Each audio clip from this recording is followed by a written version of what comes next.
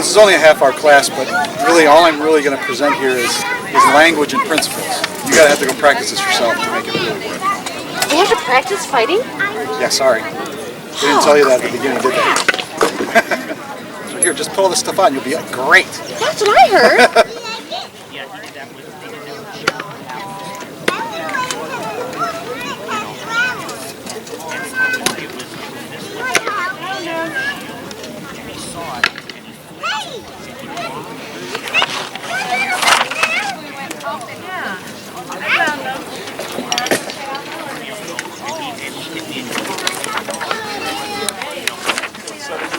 Absolutely.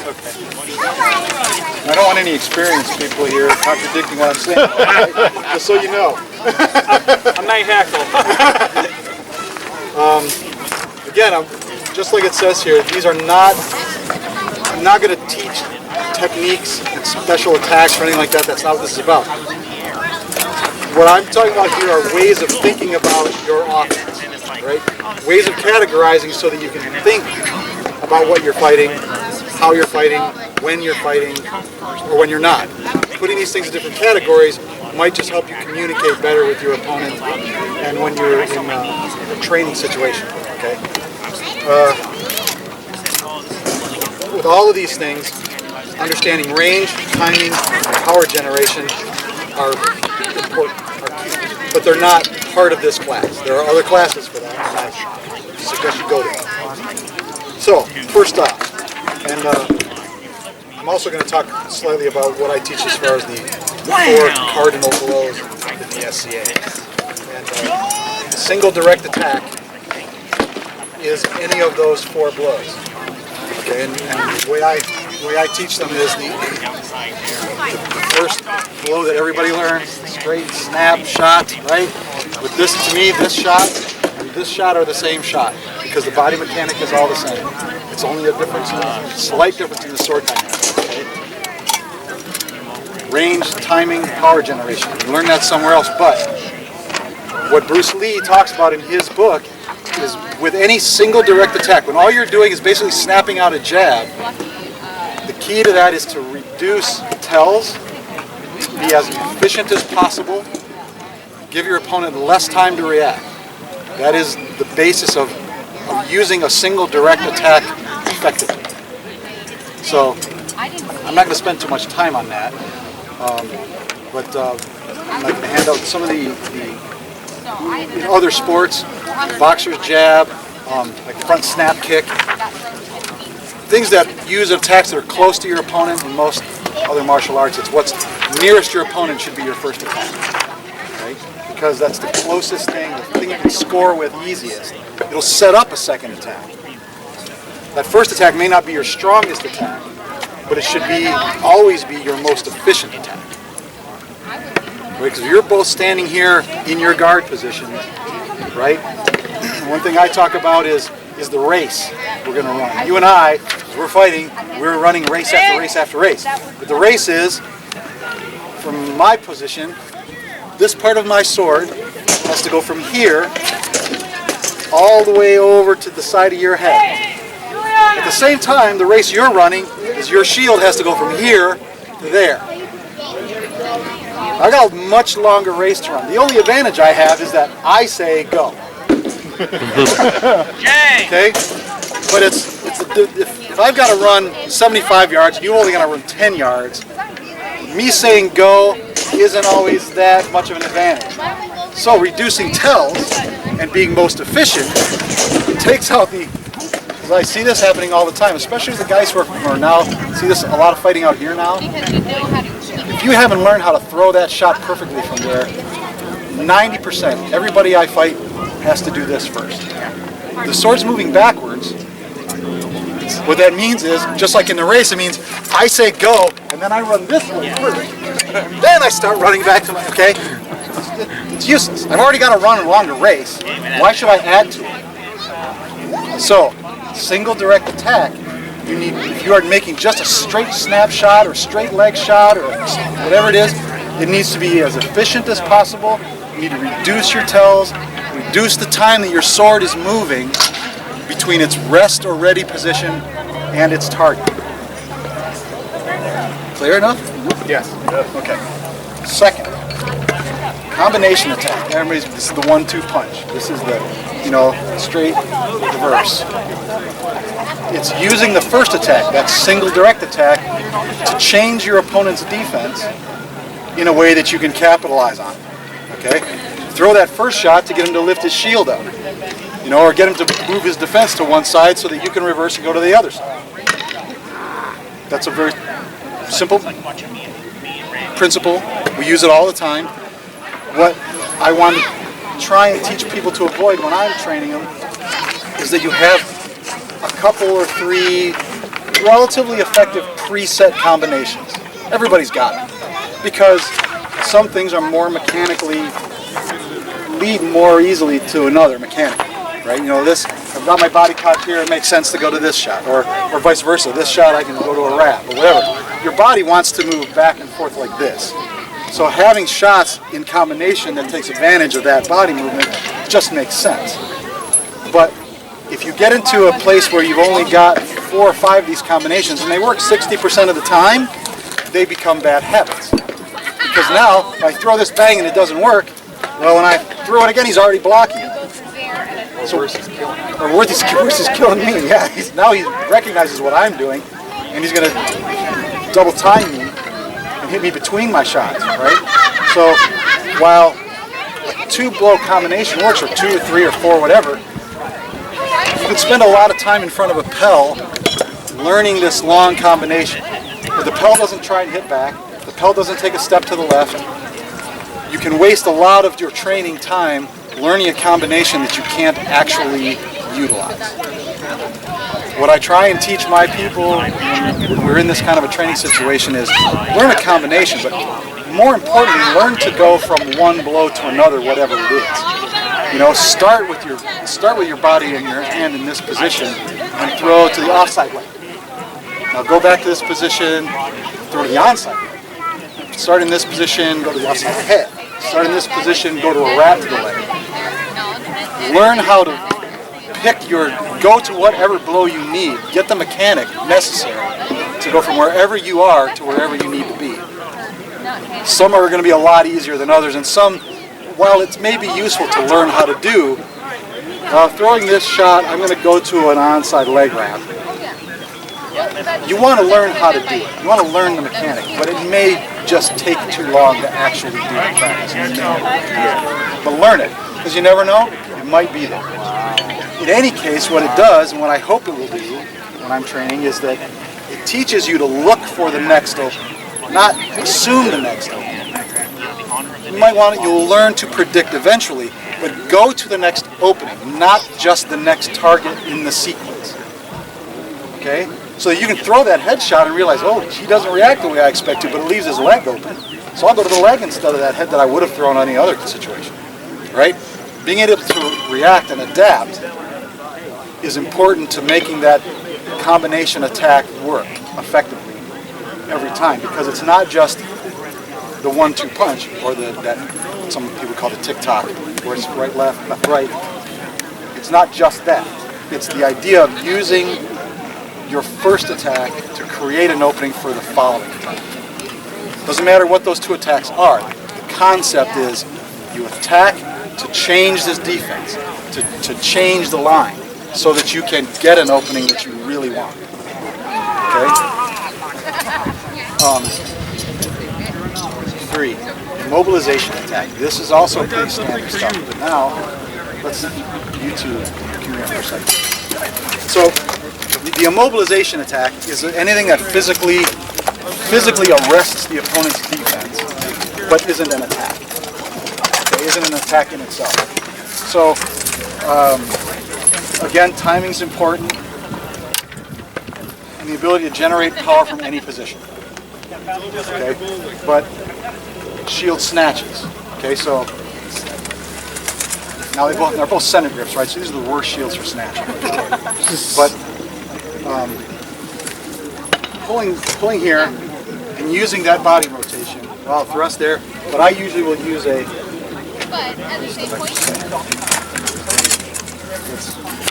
This. Right? Uses the same, taking advantage of that body mechanic that I'm using to turn this gives me this body motion for the attack. Right? Same with the shield. With the shield press, I can do the same thing. Right? Using a shield snatch, not the same thing exactly, but what often happens is I'll snatch out here, don't throw the blow, and as he tries to fight my guard, I can step out. Okay? Now, so try it. I want you to try the snatch using that body movement to throw the attack.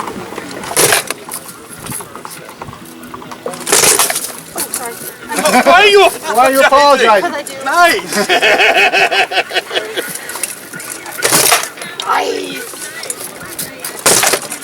So this pressing and stripping, the difference between stripping is, press is, I'm going to shove it against you so that you can't use it, and I'm going to go around it.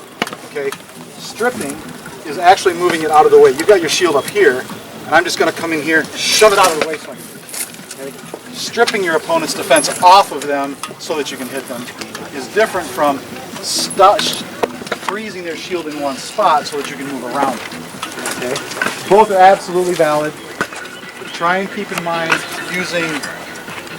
capitalizing on the body movement you're using to get the shield out of the way to actually throw the shot at the same time.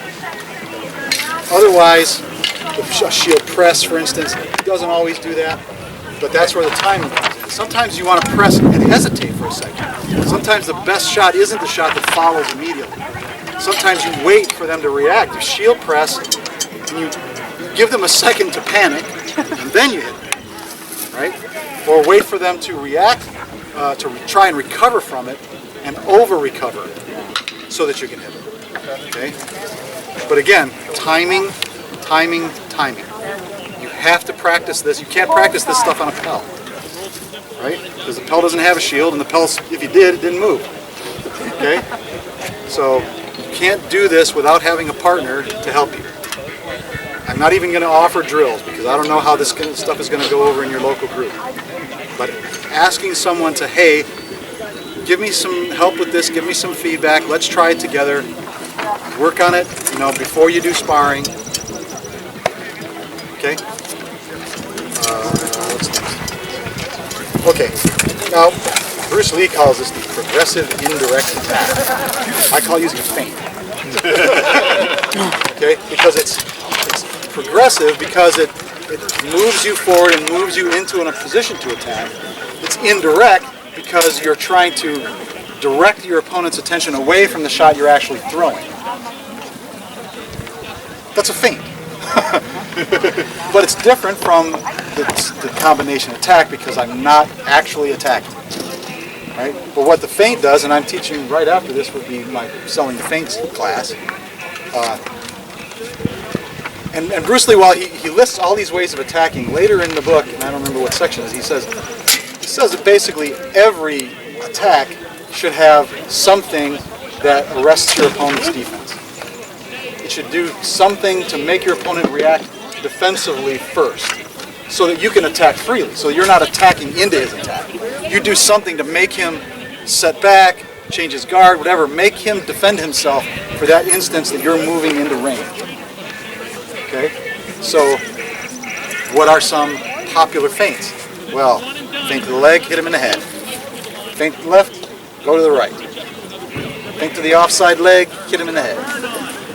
This is pretty basic stuff. But again, just like last one, timing, timing, timing. You have to gauge your timing to your opponent.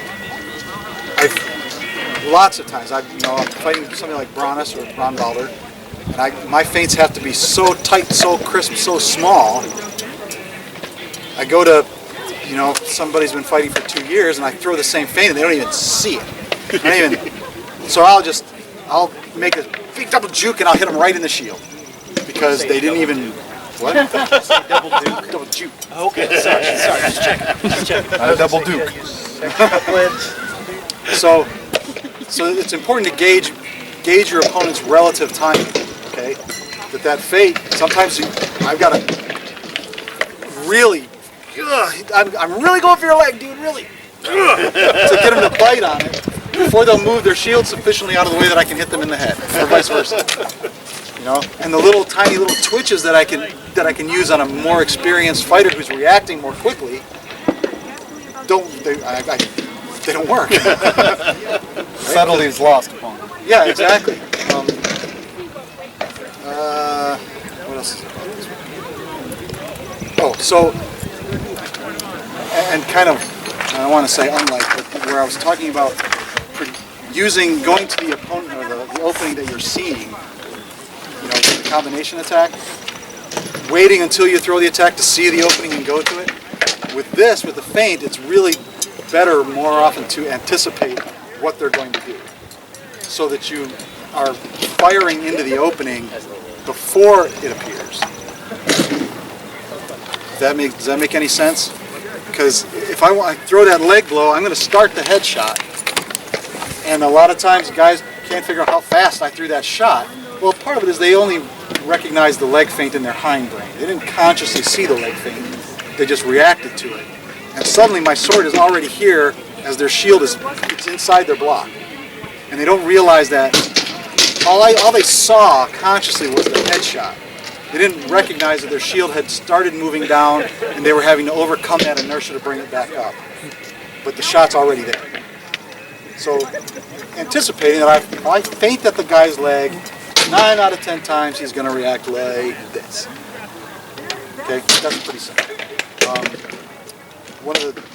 We talked about this earlier in the cut and thrust class, where one of my favorite, actually, the guy with the shield, guy with his arm so I can hit him. One of my favorites is this. So, and he did it. I mean, it's a very small movement, but see that? Right? I can predict his block when I do that. Right? If I do this, see, I can predict that he's going to go and his shield's going to go down. So there's my shot. Right? If I do on a more experienced opponent where I find that a single feint isn't working, it's this. You see what that was? What two things did you see before I throw the shot? Right, now we're right. The key to that I'm going to talk about this more in the feints class, is not to commit the body to the shot until I have done all the feints, right? So this here, little tilt of the head, hand has not moved yet. A little lift of the elbow, a little shoulder, that's an offside head fake. Out of the leg, his hand is still not moved from its original position. There. Okay? Yep. So it's here, I froze his sword out here, brought his shield down there, straight in for the head. I've just taken his defense and done this. Right? Ducal magic. Yeah. You can't get everybody to bite on both of those. A lot of guys, like I say, won't see this fake at all. Won't recognize that that offside fake. They might recognize the leg fake. But if I've taken all this time to do it, this fake's probably too small. So he may react to it, but I may still be coming through his shield as he's going down. I gotta wait for the shield to be out of the way.